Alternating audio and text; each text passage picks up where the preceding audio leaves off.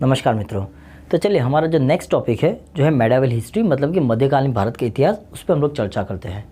अब जब मध्यकालीन भारत के इतिहास की बात कर रहे हैं तो यहाँ पे पहले आप समझ लीजिए कि सिलेबस के अंदर उसका एक्सप्लिसिटली देखा जाए तो कोई भी वर्णन नहीं किया हुआ है।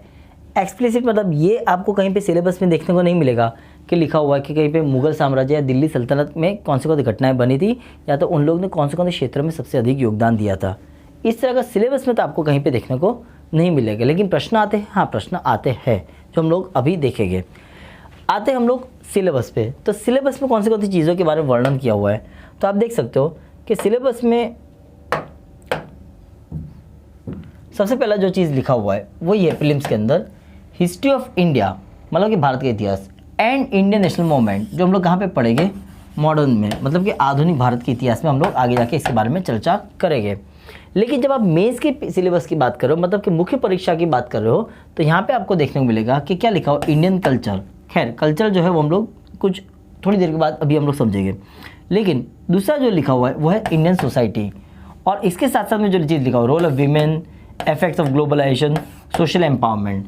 आप कहोगे सर मेंस में यहाँ पे तो मुगल साम्राज्य, दिल्ली सल्तनत या विजयनगर एम्पायर के बारे में तो कुछ लिखा हुआ ही नहीं है। मैं वही तो आपसे बता रहा हूँ कि उसके बारे में यहाँ पे कोई चर्चा की नहीं है।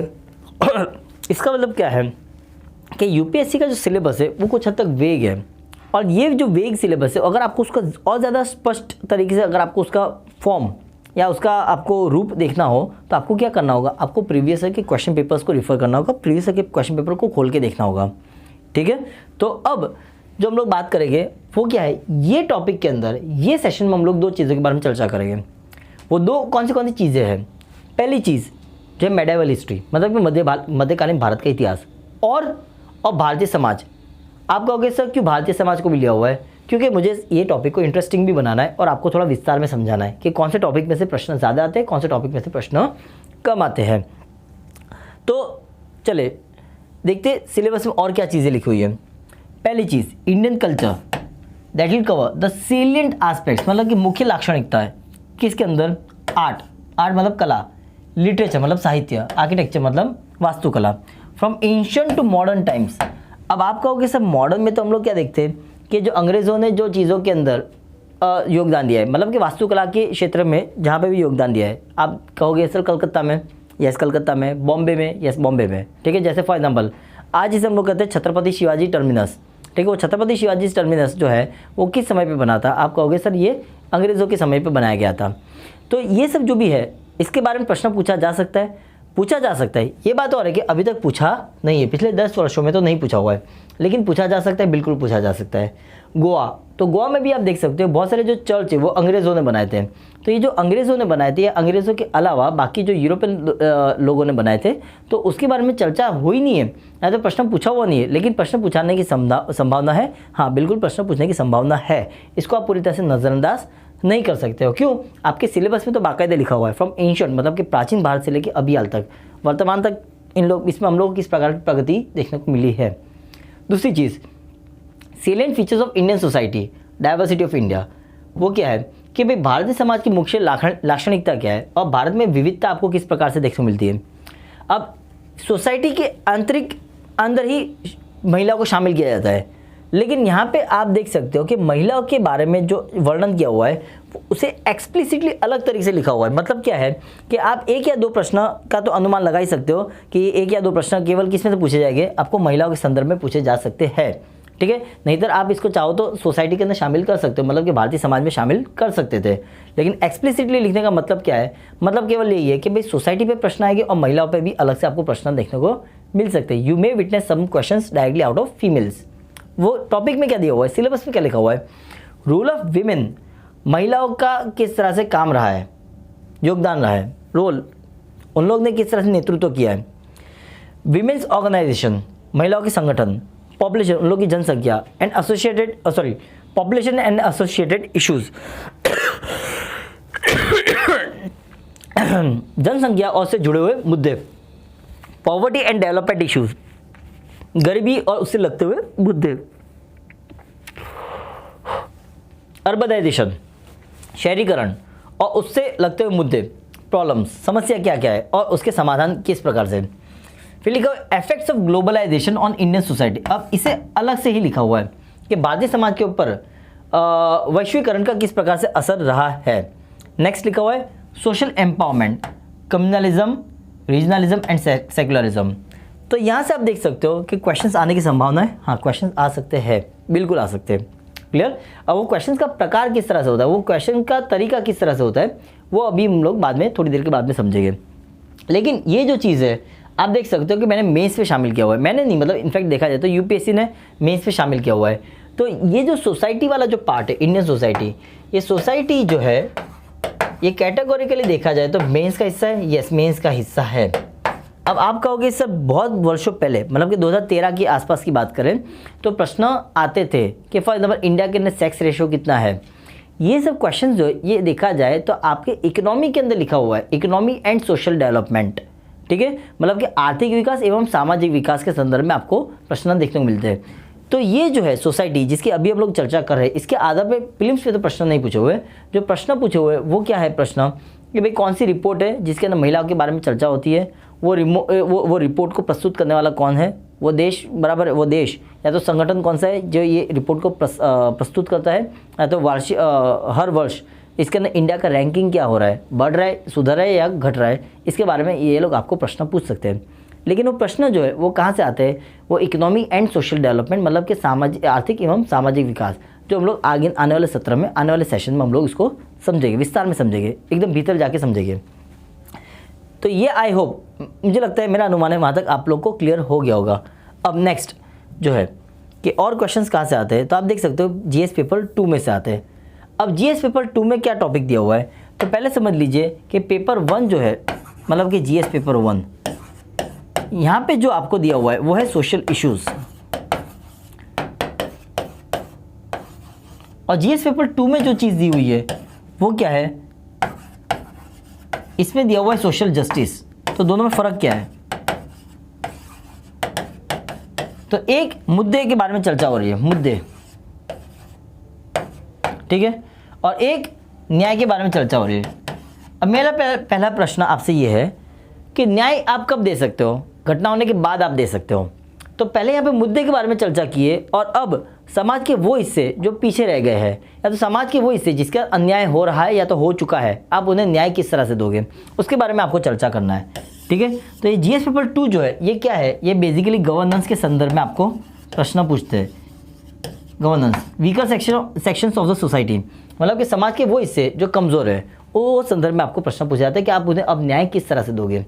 ठीक है, तो ये जो है सोशल जस्टिस, ये सिलेबस में क्या लिखा हुआ है आप देख सकते हो। पहला चीज़ गवर्नमेंट पॉलिसीज एंड इंटरवेंशंस। आप कहोगे सर ये क्या है, ये है गवर्नेंस। गवर्नेंस का मतलब क्या होता है, एक होती है सरकार, गवर्नमेंट, और एक होता है भारत के नागरिक, मतलब कि सिटीजन्स। आप क्या हो, आप सरकार की तरफ से प्रतिनिधि हो, you are a representative of the government. तो आपकी जिम्मेवारी क्या होती है, आपकी जिम्मेदारी ये है कि आप सरकार की तरफ से जो भी पॉलिसी है उसे भारत के नागरिकों तक पहुंचाएं। उसका फ़ायदा जो है वो भारत के नागरिकों को होना चाहिए, या तो भारत के नागरिकों के अलावा अगर कोई विशेष तौर पे देखा जाए, अगर उसे अधिकार प्राप्त है संविधान के मुताबिक, तो आप वो फ़ायदा उसे भी पहुँचाइए। तो आते हैं हम लोग कोर टॉपिक पे। तो you are acting as a bridge between the government and the citizens of India. तो ये जो पॉलिसी होती, जब आप उसको इम्प्लीमेंट करोगे तो वो परिस्थिति को हम लोग क्या कहेंगे, गवर्नेंस। वो प्रक्रिया को हम लोग क्या कहेंगे, गवर्नेंस। ठीक है, तो ये जो क्वेश्चन है आप देख सकते हो, ये कौन से संदर्भ में पूछे हुए, गवर्नेंस के संदर्भ में। Government policies and interventions for the development in various sectors and issues arising out of the design and implementation. इसी का हिंदी में अगर हम लोग ट्रांसलेशन करें तो क्या होता है, सरकारी नीतियों और विभिन्न क्षेत्रों में विकास के लिए हस्तक्षेप और उनके अभिकल्पन तथा कार्यान्वयन के कारण उत्पन्न विषय। Next, development processes and development industry, विकास प्रक्रिया तथा विकास उद्योग, द रोल ऑफ एनजीओज, एसएचजीज, various groups and associations, donors, charities, institution and other stake holders.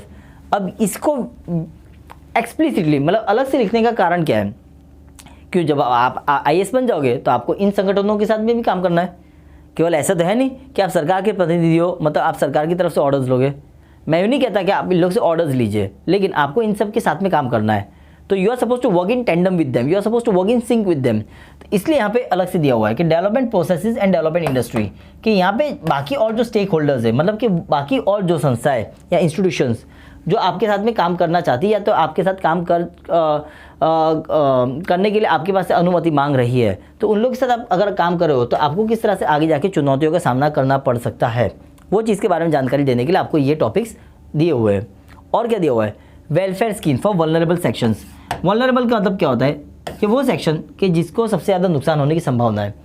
तो वल्नरेबल सेक्शन मतलब कि समाज के वो हिस्से जो सबसे पीछे रह चुके हैं, वीकर सेक्शन, जो कमज़ोर क्षेत्र में जो कमज़ोर है, उसके लिए सरकार ने किस प्रकार की स्कीमों को, योजनाओं को शुरू किया है, चालू किया है। Next, by the centre and the states and the performance of the schemes, mechanisms, laws, institutions and bodies constituted for the protection and betterment of these vulnerable sections।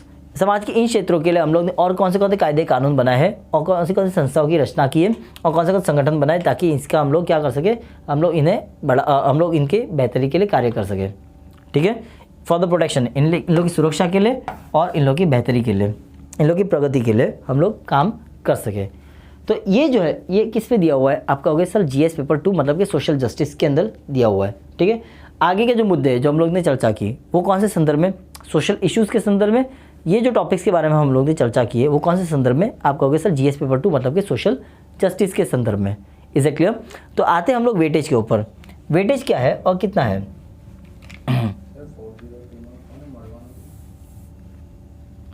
अगर आप देखोगे वेटेज के अंदर तो पता चलेगा कि सबसे अधिक क्वेश्चन जो है वो प्रीलिम्स में कहाँ से पूछे हुए हैं, आप कहोगे सर यहाँ से,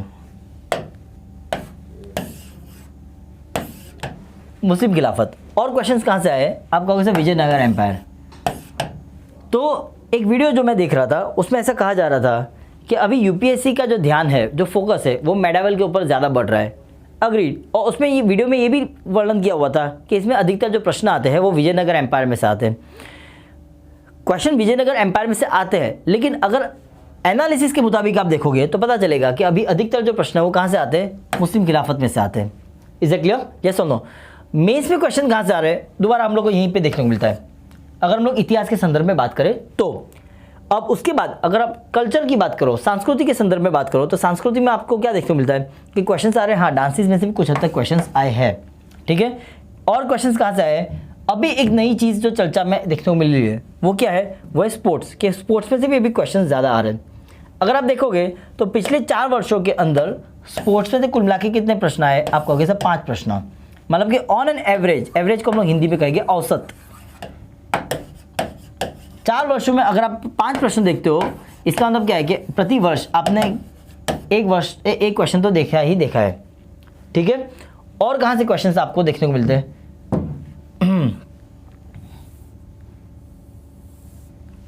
आप कहोगे सर प्रीलिम्स में तो देखने को नहीं मिल रहे, कहाँ से देखने को मिल रहे, मेंस में। चले, अब मेंस में क्वेश्चंस कहाँ से आते हैं, तो if you look at the syllabus, आपने अभी जब देखा होगा तो आपको पता होगा कि सिलेबस में एक चीज़ लिखा हुआ है, effect of globalization on Indian society. Yes और नो। तो ग्लोबलाइजेशन पे से क्वेश्चंस आए हैं, हाँ मेंस में सबसे ज़्यादा आए हैं। ठीक है, और क्वेश्चंस आपको कहाँ से देखने को मिलते हैं, आप कहोगे सर यहाँ से जेंडर के ऊपर, महिलाओं, लिंग असमानता पे भी क्वेश्चंस बहुत ज़्यादा है। प्रति वर्ष एक क्वेश्चन तो आया ही आया है। ट्राइब, कास्ट एंड क्लास, यहाँ से आपको क्वेश्चन देखने को मिले, यस बिल्कुल देखने को मिले। और क्वेश्चंस कहाँ से देखने को मिले, निरक्षरता मतलब कि इलिटरेसी, वहाँ से भी क्वेश्चंस आपको देखने को मिल रहे हैं। फैमिली रिलेशनशिप्स, यहाँ से भी क्वेश्चंस आए, यस आए हैं। ठीक है, तो इन सब मुद्दों में से आपको मेंस में क्वेश्चंस ज़्यादा देखने को मिलते हैं। तो social issues and social justice, क्योंकि मेंस का टॉपिक है तो वहाँ पर आपको प्रीलिम्स से प्रश्न कम देखने को मिलेंगे, मेंस में प्रश्न अधिक देखने को मिलेंगे। ठीक है, तो ये जो है मैंने आपके सामने जो प्रस्तुत किया ये वेटेज है। अब कितने क्वेश्चंस का हम लोग एग्जाम्पल ले लेते हैं ताकि आपको और ज़्यादा क्लैरिटी आ जाए। ठीक है,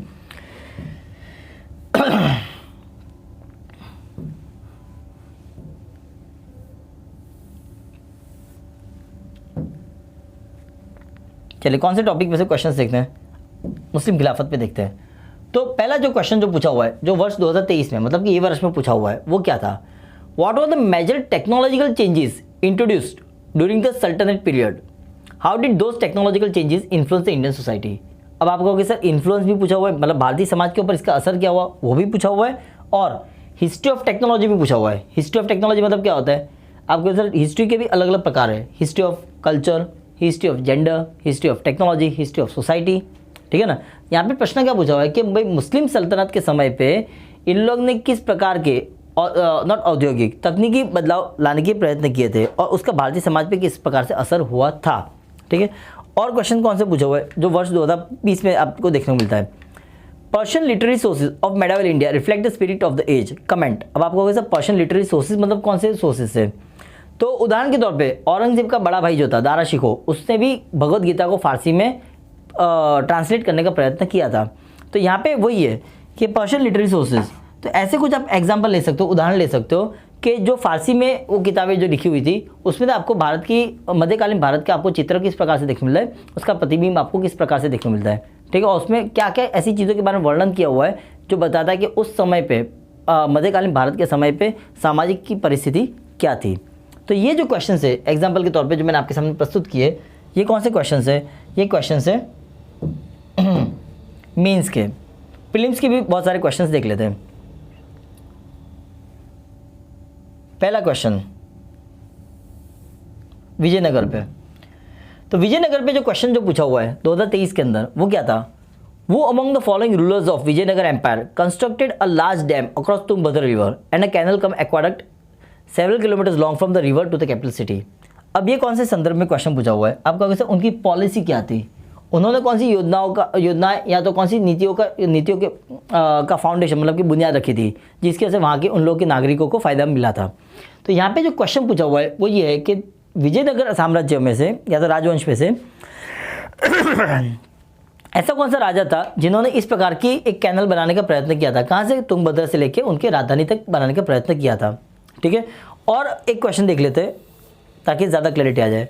वो क्वेश्चन क्या है कि मेडावल इंडिया के अंदर मतलब कि मध्यकालीन भारत के समय पे ये जो शब्द है फानम, ये फानम शब्द कौन से संदर्भ में उपयोग किया जाता था, ठीक है। तो ये जो क्वेश्चंस पूछते हैं मेडावल के अंदर, आपको पता चल गया होगा कि सर क्वेश्चन जो भी बहुत डायरेक्ट पूछे हुए हैं। पैर्स के ऊपर क्वेश्चन आ सकते हैं, पैर मतलब match list A with list B आ सकता है, मतलब कि जैसे अकबर, तो अकबर के टाइम पे जो बड़े बड़े जो उनके कोर्ट के अंदर जो लोग थे, अच्छे अच्छे जो लोग थे जिन्हें हम लोग क्या कहते हैं, नवरत्न कहते हैं, तो अकबर के नवरत्न और उनका योगदान कौन से क्षेत्र में ज़्यादा था, इस तरह की आपको एक पैर बना के दिया जा सकता है। जैसे तानसेन का क्या था, कालिदास का तानसेन का क्या था, और तानसेन के अलावा बाकी जो लोग थे बीरबल, तो इन सब लोगों का योगदान कौन से क्षेत्र में सबसे अधिक हम लोग को देखने मिलता है और वो कौन सी चीज़ के लिए ज़्यादा जाने माने थे, इस तरह का आपको कोई एक पैर बना के दिया जा सकता है। क्लियरिटी आ रही है, यस और नो। तो ये जो है मैंने आपके सामने मेडावल का प्रस्तुत किया है, मेडावल प्लस इंडियन सोसाइटी के बारे में प्रस्तुत किया है। ये जो है इसका एकदम शॉर्ट और क्रिस्प मैंने आपको डिस्क्रिप्शन दिया हुआ है। अगर आपको इसके बारे में विस्तार से जानना हो तो जाहिर सी बात है आपको हमारे यहाँ पे आना पड़ेगा, विजिट करना होगा। हम लोग महत्तम कोशिश करेंगे कि आपके जितने भी डाउट्स हैं, आपकी जो भी क्वेरीज है, उसको हम लोग ज़्यादा अच्छे से तरीके से हम लोग उसे सॉल्व कर सकें।